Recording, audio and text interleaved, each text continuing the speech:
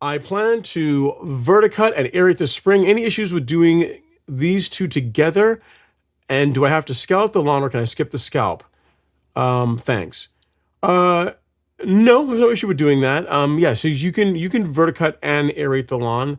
No real issue with doing them together, other than it's a lot of work. What I tend to find is it depends on what you're doing them for. If you're using verticutting in place of scalping, so you're using it as a way just to kind of thin out the lawn, then I would do it sooner than I would do the aeration. So, because some of the benefits you get from scalping or verticutting earlier in the year is that you clean a lot of debris, a lot of trash out of the lawn. You allow more sunlight, warmth to get to the soil, which is just going to help the lawn come out of dormancy sooner. So that's one of the biggest benefits of it. You give the lawn like a nice fresh start for the year.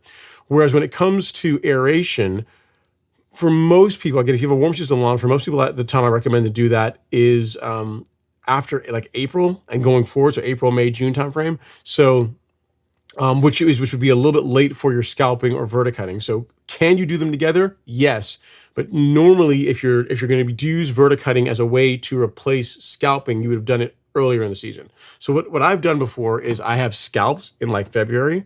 And then I have done a verticut I've done one in April before. I've also done one in May.